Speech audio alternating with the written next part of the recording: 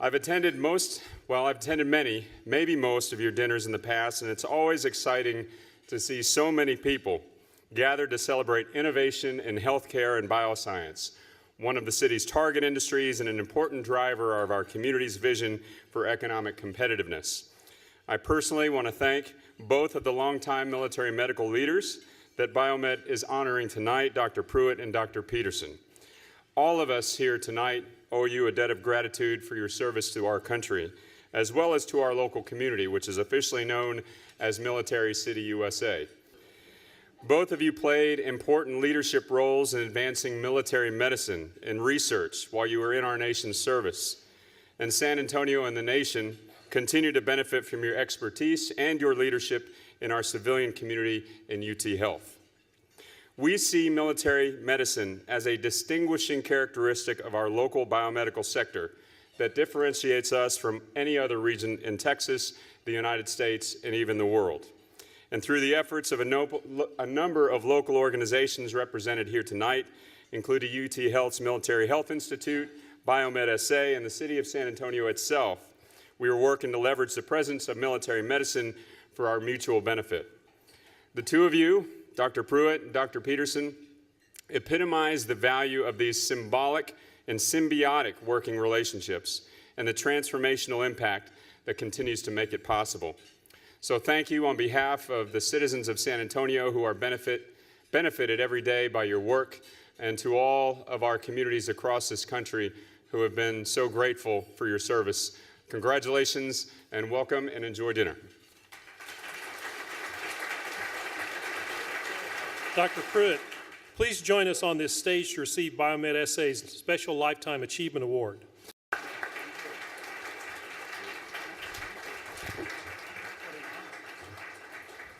We'd like to have the mayor present this medallion to you. Maybe we'll turn this way.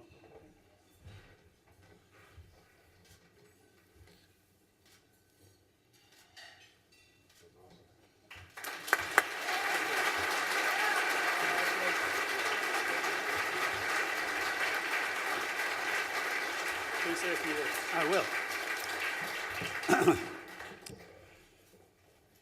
Well, I'd like to thank the mayor and all the other speakers for their generous comments.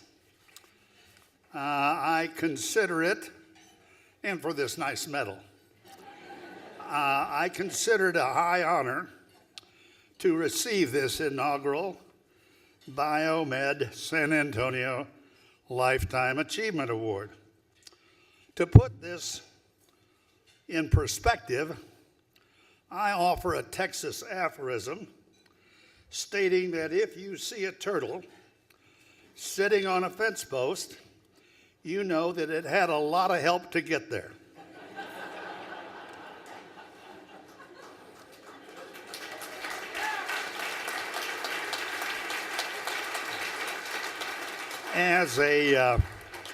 As a self-designated turtle, I have many mentors, colleagues, and institutions with whom I hasten to share the recognition inherent to this award. 5 San Antonio-based organizations supported the clinical care and studies upon which our research program has been based. The U.S. Army Institute of Surgical Research, the UT Health San Antonio, the University Health System, the San Antonio Military Medical Center, formerly BAMC, and the National Trauma Institute, directed by Miss Sharon Smith, who spoke earlier and has directed this group to a prominence in national trauma research centered on multi-institutional trials involving many, many states. I thank President Henrich, Dean Romas, and Dr. Stewart, Chair, Department of Surgery, and Dr. Stewart for nominating me for this award, and their predecessors for giving me the privilege of serving on their faculty. I also thank Colonel Buller and his predecessors for allowing me to maintain a presence at the Institute for Surgical Research since my retirement from active duty. The advances that have been achieved over the past half-century to improve the outcomes of even the most severely burned patients document the effectiveness of the integrated multidisciplinary clinical laboratory research program that was made possible by the collaborations between the organizations previously mentioned. It has been a privilege to work with the accomplished surgeons and other biomedical scientists at both the ISR and UT Health, and I am delighted to share this recognition of that work. The future looks even brighter as General Hepburn and Colonel Jenkins promote further military-civilian collaboration. Lastly, I thank BioMed San Antonio and President Stevens for the award and for this most enjoyable celebratory dinner. Thank you.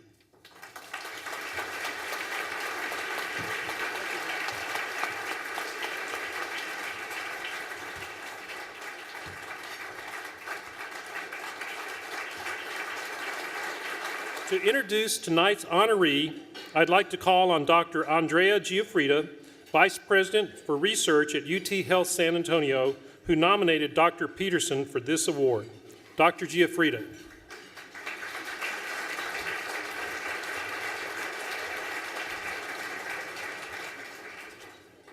Thank you, Walt. Hopefully my Italian accent will make everything sound better. Well, it is my greatest pleasure to introduce tonight the receiver of the 2018 BioMed SA Award for Innovation in Healthcare and Bioscience, Dr. Alan Peterson. Dr. Alan Peterson is a professor of psychiatry and division chief of behavioral medicine at UT Health San Antonio. He's widely known for his remarkable and innovative national research network dedicated to improving the prevention, diagnosis, and treatment of post-traumatic stress disorders, or PTSD, in active duty military personnel and veterans. As you know, PTSD represents a significant public health crisis. We just remember a few days ago all the victims of September 11 and the aftermath of that horrendous day. And since then, almost 3 million US military service members have been deployed in multiple combat operations in and around Iraq and Afghanistan. And of those military service members, an estimated 14% currently suffer from PTSD. And as many as 25% of them report significant psychological problems. And in addition, there is a high rate of suicide attempt in this patient population. So Dr. Peterson, 21 years of active duty service, was really the inspiration for his research work. And he experienced firsthand the significant toll that war can take on the mental health of service members. And because of that, early in his career, he developed a treatment that is called prolonged exposure therapy that was developed to relieve combat-related PTSD in the war zone.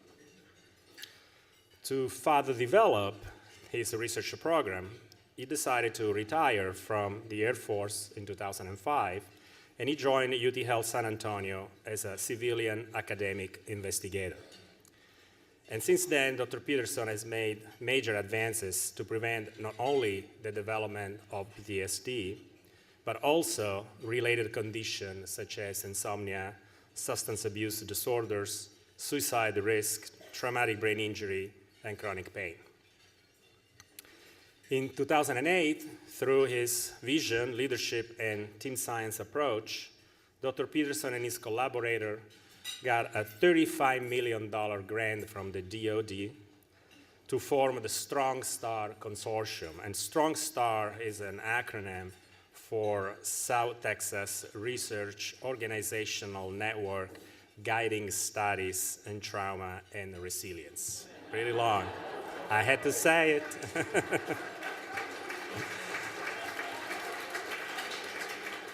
Because everybody questioned about what this strong star means. I was one of those.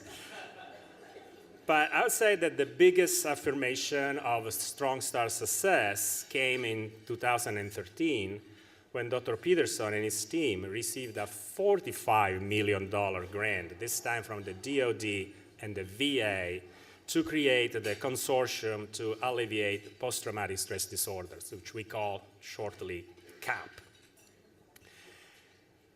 And this consortium basically involved Strong Star's original collaborators and some new ones, including all 7 divisions of the VA National Center for PTSD. And just to make you understand the relevance of this initiative, President Barack Obama actually announced this award as a part of a national research action plan to improve access to mental health services for veterans, service members, and military families. Today, together, the Strong Star and the CAP form the largest research network in the world focusing on PTSD and the only one infrastructure capable of conducting large-scale clinical trials with active duty military.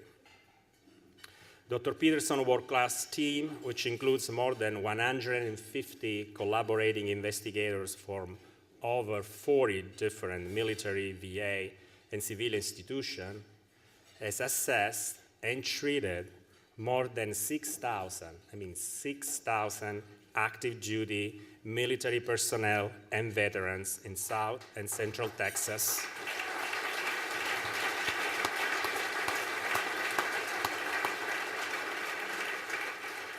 Helping them to maintain or resume a healthy, productive life. And it's not over. As a further evidence of the impact that Dr. Peterson's work had at the national level, the Department of Defense has invested significant resources to implement several policies to change in response to his research findings. And these changes include the dissemination of a suicide prevention intervention that basically derives from a study that Dr. Peterson and his team published in 2015 on the American Journal of Psychiatry that shows that a brief cognitive behavioral therapy can significantly reduce the suicide attempts by 60% among military personnel. So these are absolutely remarkable, stunning, figures.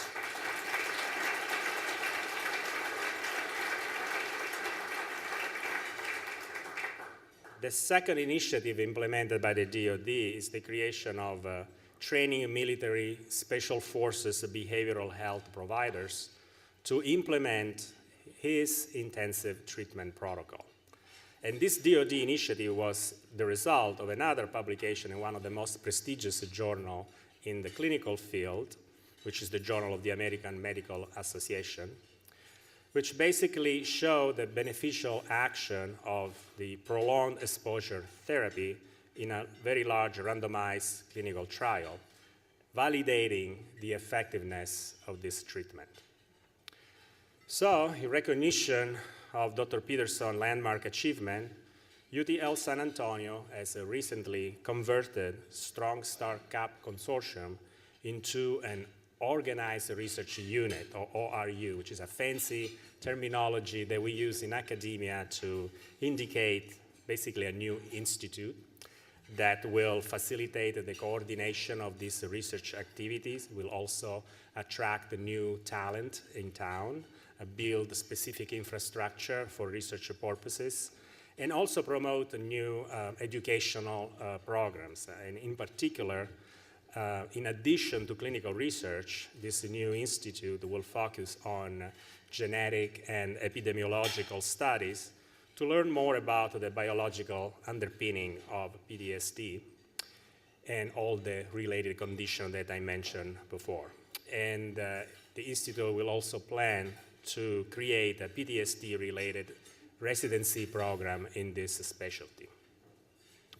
So Dr. Peterson's vision, keen intellect, and commitment to biomedical research have definitely contributed greatly to solidifying San Antonio's status as the home of military medicine, and will continue to have a significant impact on science, public health, military policy, and most importantly, on the lives of military service members, veterans, civilians, and their families.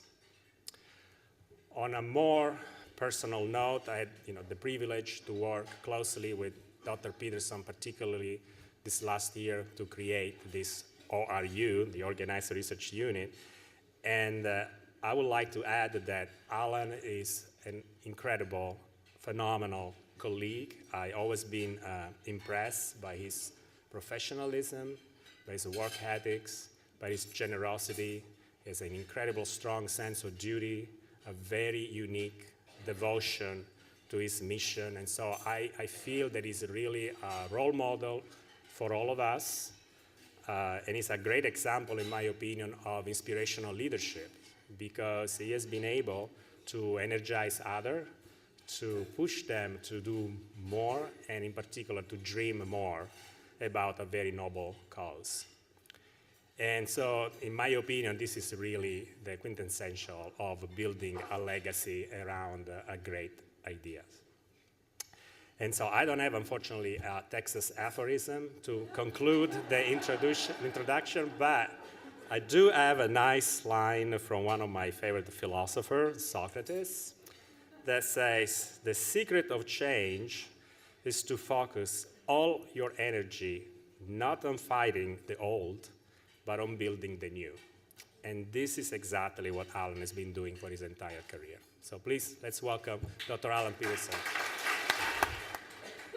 Thank you very much, Mayor Nuremberg, the UT Health Science Center with Dr. Giuffrida as the nominee, President Henrich, all of my Strong Star colleagues, UT Health colleagues, former military colleagues. It's an incredible honor to be here tonight. My first thought when I heard that I was being nominated for this award was that I was not deserving of it. Being a biomedical innovation work, I just had trouble conceptualizing how my work contributes to that. And hopefully tonight I can tell you a little bit more about the work that I've done so that it'll make more sense perhaps why I may be receiving this award tonight. So it has been a crazy train ride. There have been a lot of ups and downs. There's been a lot of highs and lows. We've got off the rails a number of times, but it seems like eventually we've always been able to get back on track. And so tonight I thought it might be helpful to take you on a little ride and kind of tell you about my journey that got me to this place.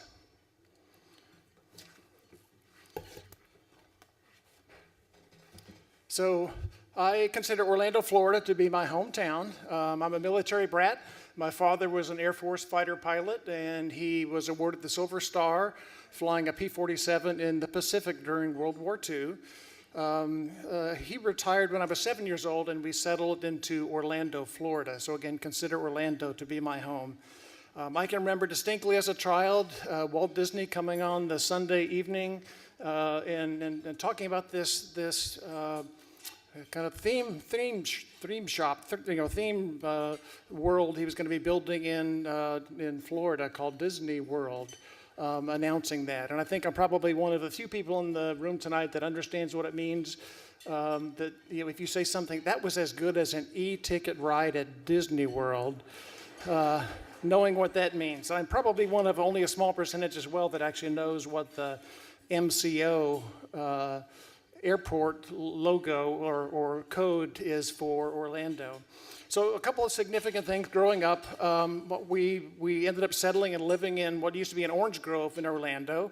And I lived right across the street from Dover Shores Elementary and right across the street from a Little League baseball park. And those were two very important things early on in my life. Books. Books were a big piece of my childhood. Almost every day in elementary school, when I got out of school, would go to the library, pick up a book, and I was a bookworm. I read 2 or 3, 4 books every single week. One of the series of types of books that I read was all about Americans that had made significant contributions. They were inventors, they were presidents, many individuals that had made significant contributions to America.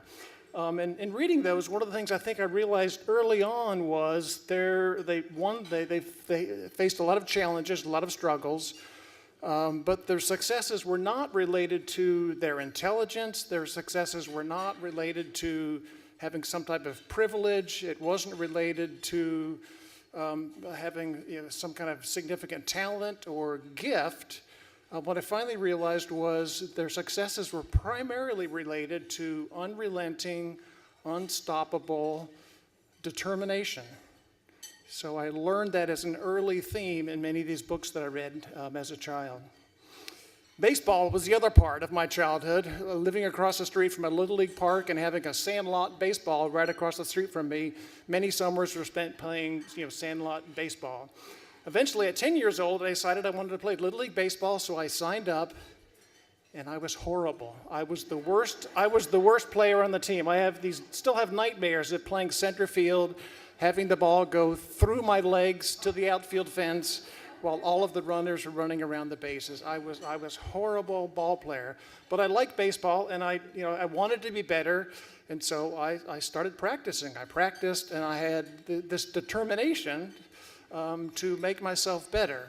And over the years, with practice and playing, and it was about 10 years or so, eventually I got to the point where I actually was pretty good.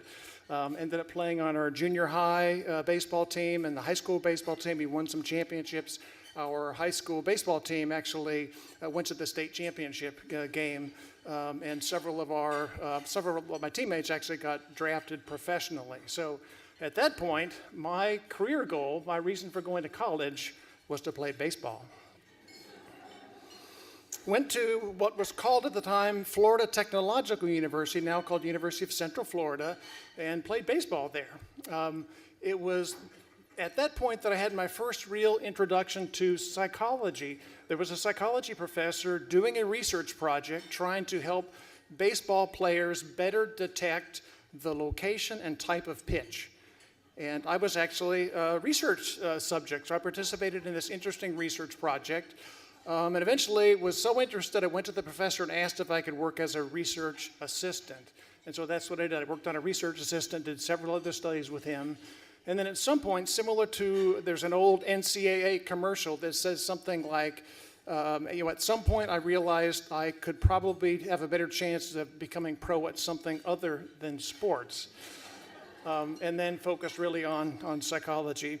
After graduating from the University of Central Florida, I went to Nova University in South Florida, primarily to work with a very famous psychologist there called Nathan Azarin. He was one of the fathers of behavior therapy, one of the individuals that really started evidence-based evaluations and treatments. So behavioral treatment, psychotherapy, there's actually a science behind it that's as unique as the molecules that are involved in medications. So that's where I learned about the science, learned how to do clinical trials.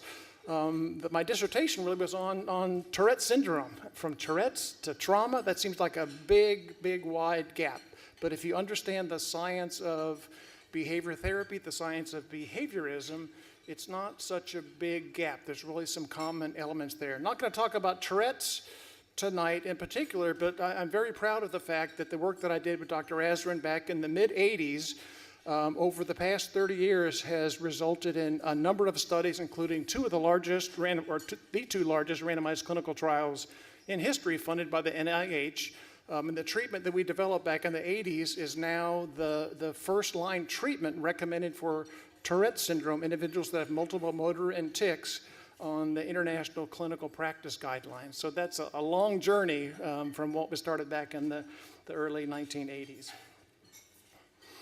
I then came into the military, and it was a great military life. And I appreciate my wife, Sandy, and my family, Dane and Stephen, who can't be here tonight, supporting me across all of our journeys to New Mexico and Mississippi and England and in Texas a couple of times. It was a very exciting, rewarding military career. But as I look back on it, it was fairly uneventful up until 9/11. Before 9/11 was over, I deployed for the first time in my military career. How fast can you deploy? Before the day was over, I was on a plane, a C-5 Galaxy with about 200 or so other Air Force medical personnel, and we were flown to Fort Dix, McGuire Air Force Base in New Jersey to establish an expeditionary medical squadron to provide care for the survivors of the Twin Towers. Unfortunately, there were not a lot of survivors, so 3 days later, I actually was asked to lead a team of behavioral health professionals to the Armed Forces mortuary at Dover, where they were bringing all the remains from the Pentagon in the plane itself, as well as those that were killed in the Pentagon. So for 3 weeks, I worked with about 700 individuals sent there to do human remains identification. 3 days later, 3 weeks later, I was sent home back to San Antonio and was told I needed to deploy for Operation Enduring Freedom, and 3 days after arriving was deployed to OEF. So 9/11 happened and my life turned totally upside down. A couple of years later, in 2004, I had the honor of going with another Air Force team, to set up the first Air Force theater hospital at Balad Air Base in Iraq. First time the Air Force had done this since the Vietnam War. At times when we were there, it was the busiest trauma hospital in the world. Balad was affectionately known as Mortaritaville. Why? Because every day we seemed to have mortars and rockets coming down on us. I have a certificate in my office. I survived 100 mortar attacks, which I'm very proud of. It was while I was at the Air Force Theater Hospital that I started to see a lot of significant trauma that was occurring. And just to back up a little bit, I actually hit my 20-year service date. I was 20 years in active duty the day I stepped foot in Iraq. So I could have been retired, but instead I was setting foot in Iraq. So the Air Force Theater Hospital was very busy. It was at the Air Force Theater Hospital that I started seeing the first real post-traumatic stress cases in the war zone. Again, I think everybody knows what it is. Basically, it's one of the few psychological health conditions where we actually know the cause. The cause is exposure to one or more significant traumatic events. And I'm going to talk a little bit tonight about some of those, but the piece I think that people don't understand is the gravity of some of the events that our service personnel are exposed to while they're deployed. Again, the symptoms, I think people are aware of that. There's flashbacks, there's images, there's nightmares, there's problems with hyperarousal, there's avoidance, lots of symptoms that can really interfere with not only military functioning, but also with your social and family functioning.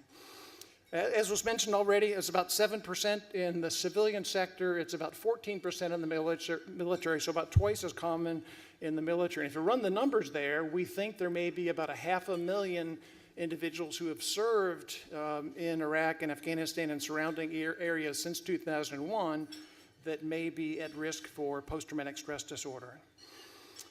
So it was at Balad when we started seeing patients, and a number of patients were coming in, and I wasn't sure exactly what to do with them. So I did what I was trained by Nate Asron to do. I went to the literature, looked at the literature to see what works for the treatment of combat-related PTSD,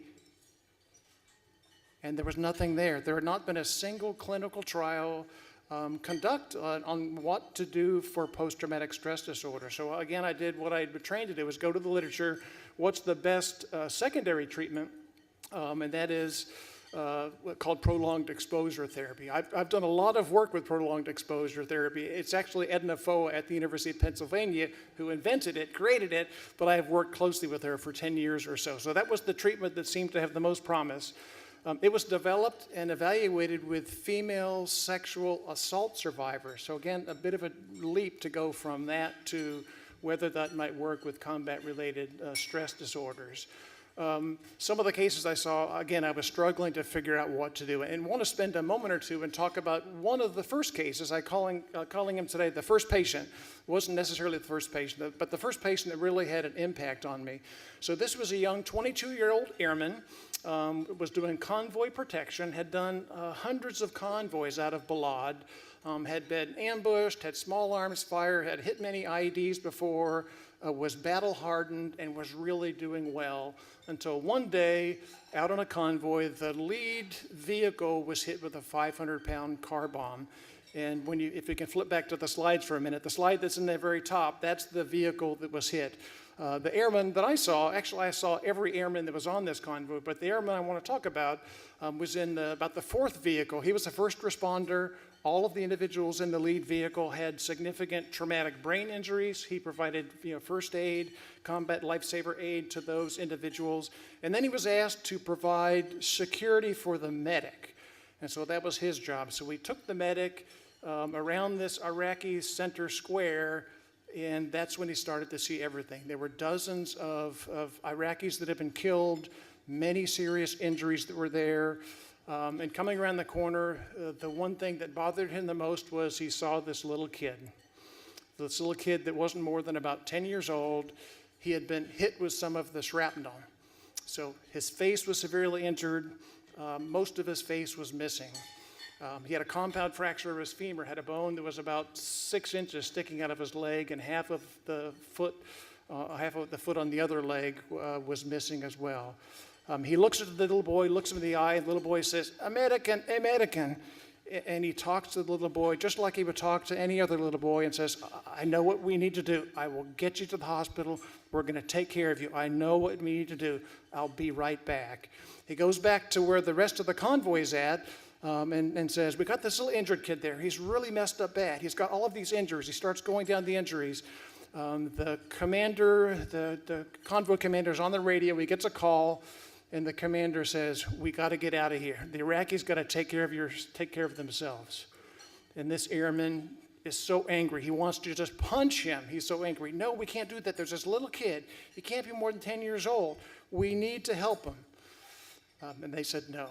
And so he had to get on the convoy, sit on the back of his truck, and that's the last thing he saw as he drove off with this little Iraqi boy sitting by a light post, waiting for someone to come and help him. I saw him 10 days later, hundreds of times a day, he was seeing that little Iraqi boy's face. "American, American." He could see his face. Every time he went to sleep, the video camera played, and that nightmare of the whole event, it just played again. He relived the entire nightmare. He was very hyper-aroused, lots of physical arousal was avoiding, but he didn't want to go home. He wanted to stay in theater. So I saw him, did an evaluation of him, and I thought to myself, holy mackerel, what am I going to do? I need to do something powerful. Otherwise, I need to put him on a plane, fly him to Landstuhl, Germany, and probably get him out of theater. So I talked about this prolonged exposure. I said, I have not done this before for combat PTSD. But I truly feel like this is the treatment that's going to give you the best chance to do well while you're here. And so that's what I did. I'm not going to go through the details of the treatment, but part of it is to basically ask the person to press play, first person, present tense, with their eyes closed, to describe exactly what happened. And the first rendition of that was 76 minutes long. I did an audio recording of that, and part of the therapy actually is to listen to the tape of that. I saw him 4 times, and each time we went through the details of what happened, then spent some time processing, trying to make sense out of it. The more times he went through the trauma, the easier it got. He started to habituate to the memory that was there, and once that happened, lots of other details started to emerge. He remembered that an old man had been carrying that Iraqi boy, and he thought, I think there was somebody else there that knew the boy was there, and I think he probably went to get help. He then realized, you know what? I think I know why the commander told us we had to leave. Why is that? Secondary explosions. I was like, what are you talking about? That was the time when they started doing secondary explosions. They'll blow something up, and then when all the medics and everybody else surrounds them, there'll be another explosion. You know what? I think I'm alive right now because my commander made that decision. All of this happened in 4 sessions. At the end of the 4th session, he said, "Sir, I am good to go." He went back on convoys. He finished his deployment. And when the 250 airmen came in that were replacements, the commander said, I need 12 of you to stay behind to help train the replacements. And what did he do? He raised his hand and said, sir, I need to stay. I've learned some things here that have kept me alive. I need to stay and train these new individuals because I think I can keep them alive as well. I followed up with this young man 8 years later. He was still on active duty. He had been promoted 4 times. He had completed another deployment. He did not have post-traumatic stress disorder. An incredible story of resiliency in this one young individual. Kind of set the stage of me thinking about what I needed to do. Returned home soon afterwards and was invited to an event similar to this, the Tux and Tennies fundraiser for the San Antonio Spurs. A fun event like this, got all dressed up, and the thing to do was wear a tuxedo and your tennis shoes. So of course I had my combat tennis shoes there. That attracted the attention of a former military person. What's his name? Greg Popovich, I think, right? So had a good conversation with Greg Popovich and with a number of other Spurs. Really exciting evening. At the end of the evening like this is when the fundraiser started. They had an auction. So like a lot of auctions, started out kind of slow, got louder and louder and more excitement going on, got louder and louder. The bids were getting higher and higher, $4,000 for this, $5,000, $10,000, $15,000, $30,000. At some point, I just got overwhelmed. I had to leave. I had to get out of the building like this. I just had to leave, and I ran to the restroom. All I could think about was the troops that were back in Iraq. They're not making $30,000 a year. They're barely 20 years old. They're sacrificing their life and their limbs and their eyesight and their souls. And that's all that I could think of while I was there. But there wasn't much I could do about that. A week later, good news. I was selected for promotion to colonel, which as a psychologist is not something that's really easy to do. So it was very exciting. So that was the good news. Bad news was I was told, congratulations, Colonel Peterson, but you've been at Wilford Hall too long. You're going to need to leave. Those of you that are military understand the colonel's group getting involved and whatnot. So worked, negotiated to try to stay at Wilford Hall. At the time, I had 3 DoD grants, 2 NIH grants, about $12 million in funding. With the support of Dr. Klepak, who's here. We had recently won the Association for the Advancement of Behavior Therapy Outstanding Training Program. We had established the first APA-accredited, American Psychological Association accredited fellowship at Wilford Hall. We were rocking and rolling. There's a theme here. We were rocking and rolling at Wilford Hall at the time, and I really couldn't see leaving and turning over all of my grants to someone else. So negotiated as best I can to try to do that, and then thought perhaps I should go talk to someone at the UT Health Science Center. It was literally about a 5-minute interview, and I was asked, when can you start? But it still wasn't an easy decision to turn down colonel. The retirement difference, those that are military, the retirement difference is about $20,000 a year. If you move that forward for 20 or 30 or 40 years, it was a $600,000 to $800,000 decision about whether I would retire or not. Sandy and I discussed this over and over again. Do we move the family? Do I move by myself?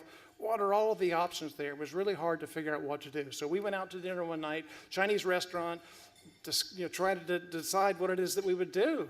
At the end of the meal, I opened up my fortune cookie.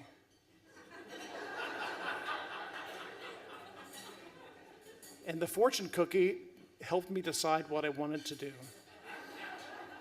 That fortune cookie, those that have been in my office, that fortune is framed and it's hanging on the wall in my office right now. What did that fortune cookie say? Do not be afraid to take that next big step.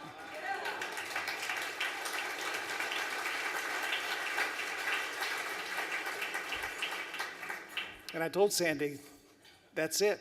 I'm going to drop my papers and I'm going to retire. Came to the Health Science Center, and that's when I got the idea to establish the Strong Star Consortium. You know what that long acronym is? I'm glad Dr. Giafrida told you because I can't remember myself. There it is. You can see from this wallpaper we have here, basically this consortium, this is about universities around the country, experts around the country. Really what I did is I tried to have a call to action with the top experts from around the country to bring everybody together. This is not a problem that one investigator, that one institution can solve on their own. And so that's really what the Strong Start Consortium is a group of nationwide investigators all wanting to work together to try to help address this problem. The initial Strong Star had 14 projects that were funded, 14 principal investigators, had 5 research cores, individuals, again, located around the country. Most of the work was done here in San Antonio at Wilford Hall and at BAMC and up at Fort Hood. But really, it's about the people. It's about the people and bringing the experts together. I played baseball as a child, and if you think about baseball, it's a team sport, but it's a really unique team sport. There's catchers and there's pitchers, there's infielders, there's outfielders, there's relief pitchers, and everybody at some point has to actually stand up to the plate by themselves and be a batter. So a lot of the work I do, it's team science that we're doing. I think some of the work I did, playing baseball over the years, helped me understand the importance of having many different people with many different skills all working together as part of that team. From the original Strong Star, we've actually had 28 additional separate peer-reviewed funded projects that have been supported from NIH and DoD and the VA and a number of other principal investigators from around the country collaborating on what we call our Strong Star affiliated projects. Some of the highlights, I think Dr. Giafrida went through some of these already. Some of the high-impact publications we've developed an intervention to deliver treatments in primary care settings. And the military set the stage for the nation for primary care work. You don't have a mental health record if you go to primary care. It's a primary care appointment. So we actually developed and tested a brief treatment in primary care that's now being rolled out throughout the Air Force at a number of locations, and actually is being rolled out in the VA as well. We've done the first large randomized clinical trials at the 2 leading treatments for PTSD, one of which is the prolonged exposure therapy we talked about. We just published that study, 370 individuals randomized up at Fort Hood. We've done 2 studies with cognitive processing therapy as well. The suicide study is the one we're most proud of, the fact that that study we feel like it actually saved lives. What's the really unique thing that we've done? We have figured out how to do research with the top scientists in the nation, but to do the research where they're active duty military personnel. So we're screening individuals. We're giving cutting edge, gold standard evaluations of individuals, and then we design our clinical trials whenever possible so that everybody in every arm of the study can get a gold standard intervention that's ramped up to make it as effective as possible. So that's been part of the secret to our success with the research studies that we've done. The most recent funding was for the CAP, the Consortium to Alleviate PTSD. That is 11 projects funded. Many of those projects are ongoing. I wanted to spend just a minute or two to talk about a few of our studies that I think have application for the group that's here today. One is called Project Remission. It's a continuation of the prolonged exposure study we just finished at Fort Hood. For this study, it's 3 weeks. We're pulling out all the stops. It's the most intensive treatment that's ever been developed for post-traumatic stress disorder. For active duty military, we are recruiting worldwide recruits. So we bring people in from around the world. They're in process through BAMC. We provide 3 weeks of intensive treatment at the Health Science Center. For veterans, we have funding to bring veterans in from all around the state of Texas. We will fund their transportation, their room, the board, provide free treatment for them, and that's funded through the Texas Veterans and Family Alliance. Another project we have is ketamine. John Crystal at Yale University is the PI of this study. Some of the participants are being recruited at Yale University, and then 100 are being recruited at SAMC, San Antonio Military Medical Center here, the first large-scale study to look at antidepressant patients for PTSD with a multiple-dose ketamine intervention. Dr. Fox, who is here tonight, is one of our CAP PIs. He's developed an image-guided, robotically delivered transcranial magnetic stimulation, TMS, for PTSD, a mouthful. very exciting study. Recent developments seem to be indicating that it might actually result in a new indication of this TMS he's developed for post-traumatic stress disorder. And then one other study, Doug Williamson, who is now at Duke University, has a 4,000 participant study, gene-environment interaction. We have DNA, RNA, plasma on 4,000 troops, very well described. We now have them coming back from the deployed setting. We are very hopeful that this will lead to a blood-based diagnosis, blood-based biomarker for post-traumatic stress disorder, for both the diagnosis as well as precision medicine for matching patients to treatment. Other piece we've done, we've rolled a lot of the work we've done into a training initiative. Dr. Katie Donneville and Brooke Fina have taken this to, first of all, as my people, train civilian clinicians throughout the state of Texas on how to work with these treatments with our veterans. Because a lot of our veterans, you end up being seen by civilian providers. And now it's gone nationwide as well, whereby they're training civilian providers across the nation on military culture and how to deliver these various treatments for active duty military personnel. We've been meeting with our investigators for about 10 years now. The last 3 years, we decided to open this up to the public, and we've established what's called the San Antonio Combat PTSD Conference. We're getting ready to have our third conference here next month, and we already have close to 500 individuals that have signed up from across the nation to come for this conference. So what's the next big step? We heard from Dr. Pruitt and all the work that happened at the burn unit a number of years ago when we needed help for amputees. The Center for the Intrepid was built out at Brooke Army Medical Center. When they needed help with traumatic brain injury, a building called the National Intrepid Center of Excellence in Bethesda was built for traumatic brain injury. We have a number of other centers of excellence, the Vision Center, the Hearing Center of Excellence, many Diabetes Center of Excellence as well. There's one big hole that's there. I know what we need to do. The National Center for Warrior Resiliency here in San Antonio. I've been talking about this for about 10 years.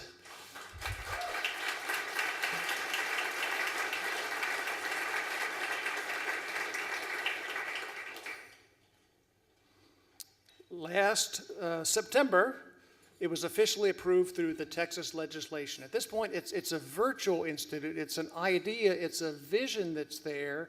And now the next steps are to bring this to realization. It'll allow us to continue all the work we're doing with the Strong Start Consortium, the clinical research work that we're doing, the training initiative, the PTSD conference. And the goal really is to establish San Antonio as the national center for clinical work, research, and educational activities related to warrior resiliency. This is Military City, USA. This is where this really needs to be. It will significantly increase our chances of continuing to get our peer review funding, and it will help retain and maintain the resiliency of our nation's war fighters against the global war on terrorism. So I know what we need to do. I just don't know how to do it. At this point, it's a virtual institute. It's a virtual idea. I need support from all of you and for others to figure out how to take this to the next level to make the National Center for Warrior Resiliency in San Antonio the go-to place nationwide for our service members and veterans. Thanks.